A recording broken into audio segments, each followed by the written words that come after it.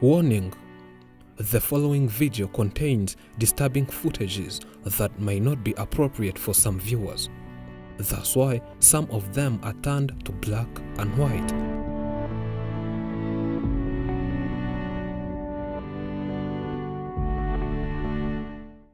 It's always painful to see the people that we love being attacked, harassed, or even falling sick.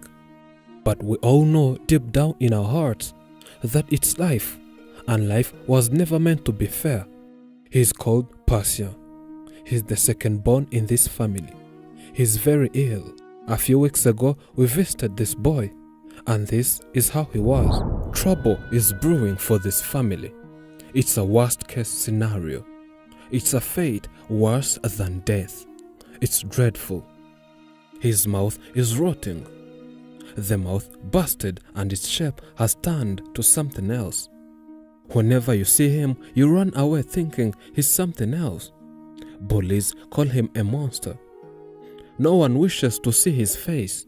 Everything is so difficult for him, even breathing is a problem, eating is another one, talking stopped.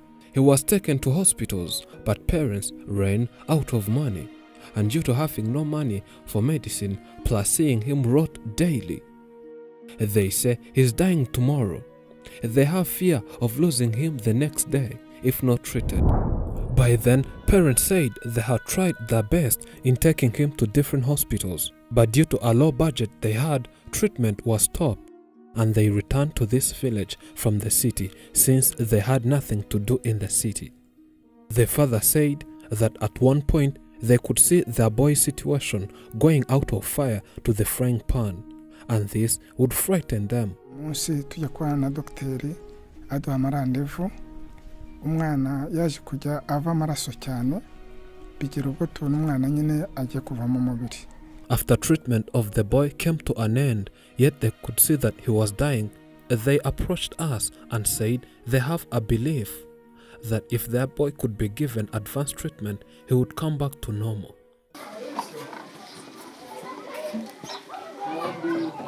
We could not delay but come back quickly to see whether we could save this boy's life before the worst happened. And what we saw was shocking, unpleasant, and a depressing crisis. This young boy's health condition goes on becoming worse day in and day out, that parents sometimes lose hope, but they keep fighting. The mouth swelled more and more that now you cannot differentiate a mouth and a nose, and he can hardly breathe. The pain he feels is unbearable. The smell he has is indescribable. The father says he can't describe what they are going through as a family. He says, as it's written, that be thankful in all circumstances. They're afraid of losing their boy, but they're at least thankful that they're all still breathing. Last time he was saying that their boy would die the next day, but as of the current situation, the saying has changed. They think their boy might die today.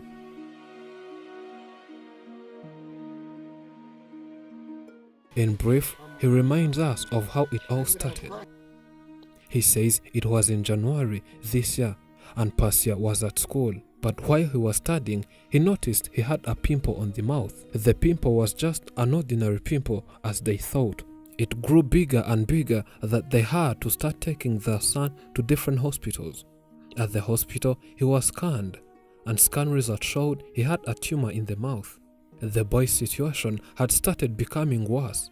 The mouth was swelling day and night, and later he successfully had his first surgery. Here, the situation calmed a bit, and they thought it was going to recover.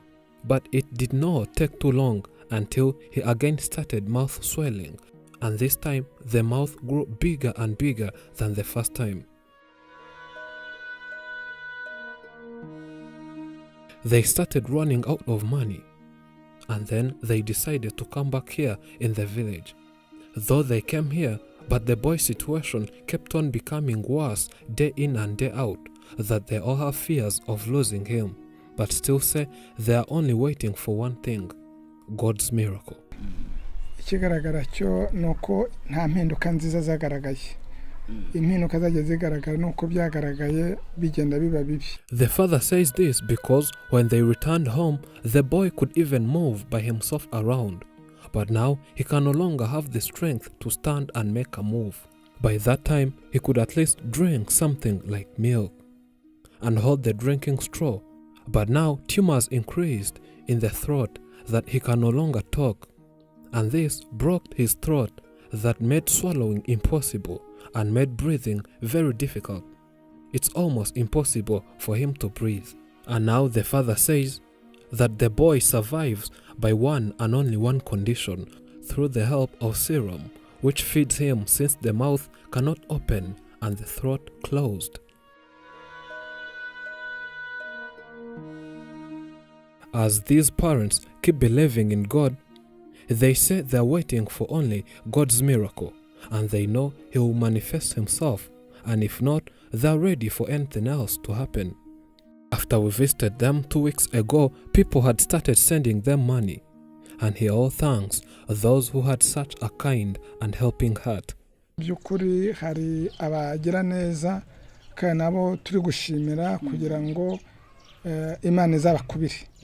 Hari abantu bagize umutima w'impuhwe bagiye bohereza kuri telefone. After we aired the story, we opened a campaign where money was contributed by our Afrimax friends.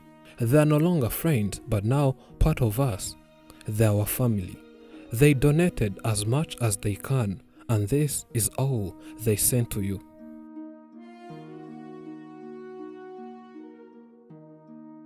He says he's very happy for such a generous act. He thanks each and everyone who contributed to saving their boy's life.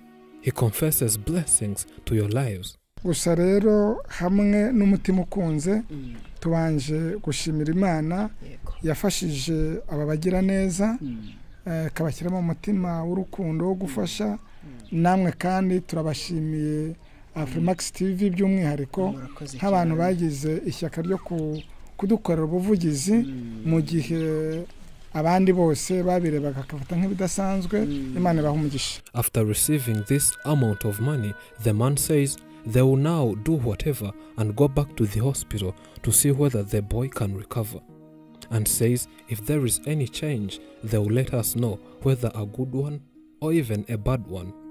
You never know, he says, but always hope for the best. Though we have given them this amount of money, Pastor still needs a lot of money for the advanced medical treatment. He is almost dying, and you can still contribute to save his life by contributing on the GoFundMe link found in description and pinned in top comment. My scars remind me that I did indeed survive my deepest wounds. That in itself is an accomplishment, and they bring to mind something else too. They remind me that damage life has inflicted on me has in many places left me stronger and more resilient. What hurt me in the past has actually made me better equipped to face the present. No one escapes pain, fear and suffering. Yet from pain can come wisdom. From fear can come courage. From suffering can come strength, if we have the virtue of resilience. Resilience is very different than being numb. Resilience means you can experience, you can feel, you fail, you hurt, you fall, but you keep going. Thank you for watching. I'm Elijah, and this is Afrimax English. Remember to subscribe.